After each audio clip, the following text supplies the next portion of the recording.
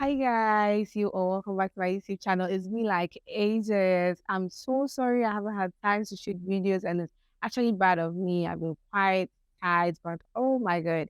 I am I think that I'm going to be having time for you, okay? Yeah.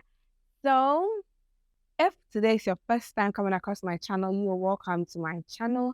It's all about relationship stuff, our lifestyle, etc. Okay.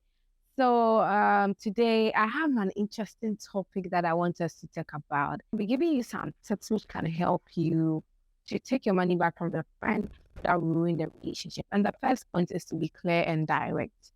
And in doing that, try and be as calm as possible. Yeah, I know it can be very, very frustrating, but if you approach the person angrily, you might not even get your money back, or it might, in the long run, even ruin your relationship. Okay. So yeah, first off, you approach your friend.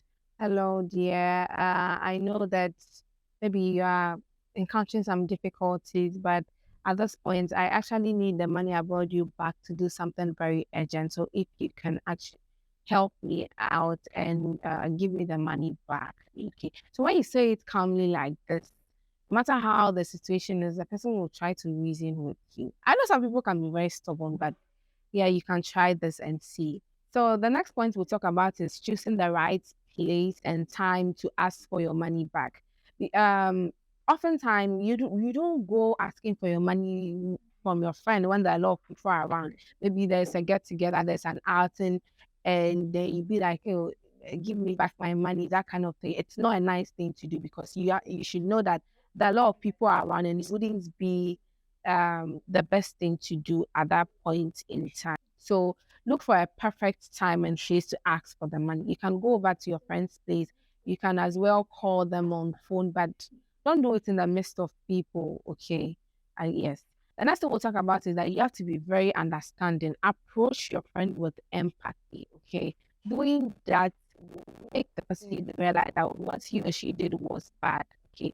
So you empathize with the person. Maybe the person is going through a tough situation, and even though he or she promised to pay you back in a week's time, the person is unable to pay you back. So you just empathize with the person that okay, I know that you are going through a lot and stuff like that. But if you think that you can at least pay half the amount or pay this amount for now, because I also urgently need it. I think if you go that way, your friend would be a little bit understanding and try to pay you back.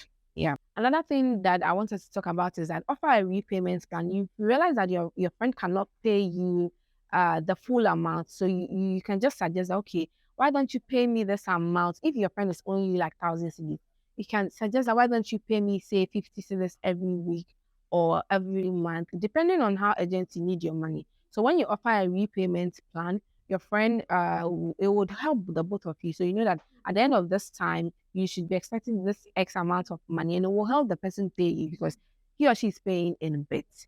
So try to draw a repayment plan with your friend and see how it goes. The last thing I'll talk about is that try and maintain an open communication with your friend. Okay. So this especially goes to the one who has borrowed the money. You know, you don't have the money to give back. So you just call your friend.